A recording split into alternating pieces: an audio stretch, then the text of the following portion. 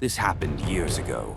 My parents had left our home in Lancaster, Pennsylvania for a 3-day business conference, leaving me in charge of my 15-year-old sister, Megan.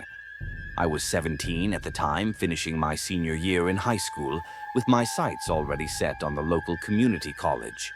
My parents trusted me to look after the house, so Megan and I agreed we'd be fine on our own. The first night felt normal enough. We ordered takeout and watched some late-night TV in the living room. Around 11 p.m., Megan started feeling uneasy. The house creaked in the wind, and every small noise seemed to echo in the emptiness. I tried to calm her down, joking about how our old pipes and drafty windows like to perform at night. Eventually, we both got tired and headed to bed.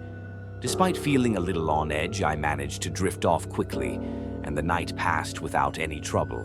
The second day went by like any other. Megan spent the afternoon on the phone with her friend, chatting about a biology project, while I tinkered with a new design program for my final semester project. We barely thought about the previous night's jitters.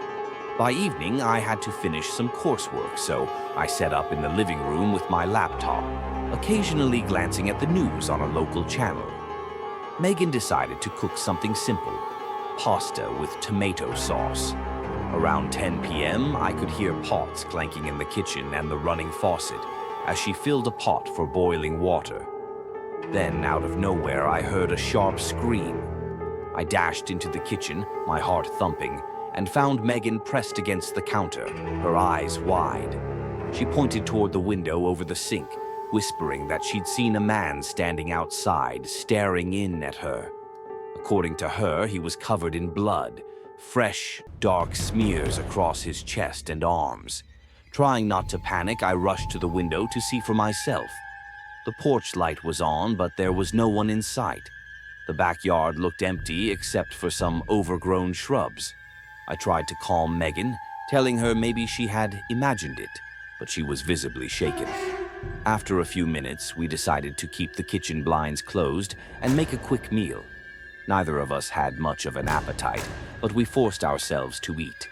We double-checked the locks on the doors and windows before going upstairs for the night. I offered to stay in Megan's room until she fell asleep, just in case she needed someone close by.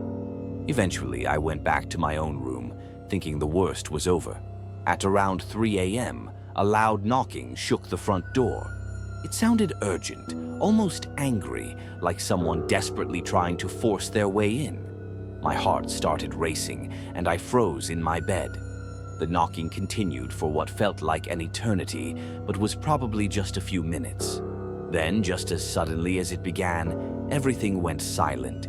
I was too scared to move. I listened intently, hearing nothing but the faint hum of the refrigerator downstairs. The rest of the night was quiet. Megan and I got almost no sleep. By morning, curiosity got the better of me, and I went outside to check around the property. I grabbed a bag of trash from the kitchen and headed toward the garbage bins near the side of the house. That's when I saw him, a figure lying face down in the grass near our small vegetable garden. At first, I thought maybe he was injured, so I inched closer, calling out to see if he could hear me. When I finally stood over him, I realized he wasn't breathing. Blood covered his shirt and his face was turned away. I felt my stomach tighten. I didn't recognize him at all. My hands shook as I fumbled for my phone to call the police. Officer Henderson arrived with 2 other officers, carefully examining the body. They asked Megan and me a barrage of questions. Had we heard any gunshots? Did we see anyone outside? Could we identify the man? We told them everything, how Megan had seen someone the night before, the knocks at the door. The officers looked concerned, but were just as puzzled as we were. They removed the body and told us they'd be in touch if they learned more. We never even got a name for him. None of our neighbors claimed to have seen anything unusual, and there were no missing person reports that matched the description. Mom and Dad came back later that afternoon, worried out of their minds when they heard what had happened. They questioned us over and over, but we had no more answers to give. Megan was still rattled. and I couldn't explain the feeling of dread that had settled into the house. To this day, no one has ever identified the man or discovered why he ended up in our yard. The police never found any evidence of foul play aside from his injuries, and they offered no closure about who he was or how he got there. That night, we were just two teens trying to manage on our own, and we got pulled into something we still don't understand.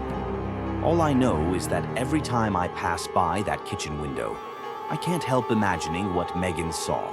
A figure standing there in the dark, covered in blood, watching us through the glass. And I keep asking myself the same question. Why our house? Why us? We never got an answer. The farmhouse incident. Last month, my husband Nate and I decided to spend a quiet weekend at our old family farmhouse in rural Missouri. Nate serves in the U.S. Army, stationed at Fort Leonard Wood, but at the last minute his request for leave was denied. He told me I should still go and bring our kids, Addison, who's 8, and Connor, who just turned 5. It was supposed to be an easy getaway from the bustle of city life. I've driven trucks for years, a skill I picked up from my dad, who worked long hauls most of his life. So, the plan was for me to load the kids into our old Dodge Ram and head to the farmhouse alone. It's about a 3-hour drive from our house in Springfield to the property near a little town called Willow Falls. Normally, the route is pretty serene, stretches of 2-lane highway, rolling hills, and farmland as far as you can see. That day, June 15th, we left around noon. The kids were excited, rummaging through their backpacks of snacks and coloring books while I navigated the back roads. The weather was decent, low 80s, a little breezy, and there wasn't much traffic. Honestly, I felt relaxed. Driving a familiar route with minimal congestion can be almost therapeutic. We were maybe an hour into the drive when I noticed a beat-up maroon sedan trailing behind us. At first, it wasn't anything special, just another car on the road. But after 10 minutes, I realized it never tried to pass me, even though we were on a stretch with dotted lines where passing would have been easy. It just hung there, a few car lengths behind, matching my speed. I tried to shake off any worry. Drivers can be cautious, or maybe the person was just zoning out. But something felt off. Each time I sped up slightly, the sedan did too. If I slowed, it slowed. The kids were oblivious, chattering about the games they'd play in the farmhouse's backyard. Eventually, I decided to test my gut feeling. I turned off the main road onto a smaller route where I usually wouldn't go. Sure enough, the sedan followed. That knot of anxiety formed in my stomach. Still, I kept telling myself it might be a coincidence, some local who happened to be going the same way. After another 10 or 15 minutes, the sedan sped up and got close enough that I could see the driver's face in my side mirror. He looked to be middle-aged, maybe mid-40s, with a baseball cap pulled low. I couldn't tell the color of his hair or see his eyes clearly. For a moment, I thought he might try to pass me, but he hung back again. It was like he just wanted me to know he was there.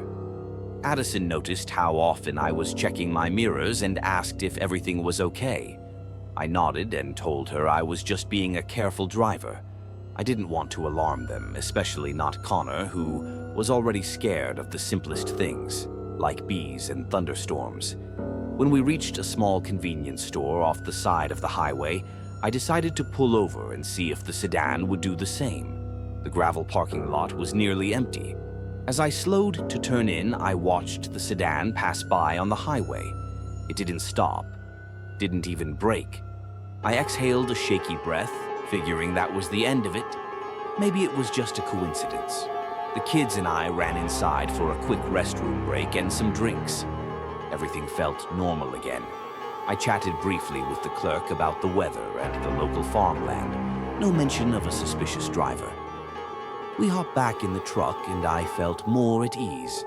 Back on the road, about 20 minutes later, I noticed a car in my rearview mirror again. It was far back, so I couldn't tell if it was the same maroon sedan. Still, I kept glancing every few seconds, trying to confirm. With the sun hitting my mirror, it was almost impossible to be sure, but the shape of the headlights looked eerily similar. I kept driving, my heart thumping a little faster. At one point, we hit a bend in the road with a slight incline, and I lost sight of the car entirely. When we came out the other side, it was gone. Just gone. Part of me was relieved. Another part was unsettled. How did it vanish so quickly? Did it turn off onto a side road or just pull over somewhere? A few miles later, the kids started complaining that they were hungry. I was too. There was a rest area about 5 minutes up the highway, one I've used in the past. I signaled and took the exit, half expecting the maroon sedan to appear in my mirror again, but it never did. The rest stop was practically empty except for one semi-truck parked at the far end. I parked close to the rest building, making sure to stay near plenty of light. We got out, stretched our legs, and scanned the area. No sign of that car. No sign of any car that resembled it. My head was on a swivel, though, and I couldn't shake the feeling I was being watched.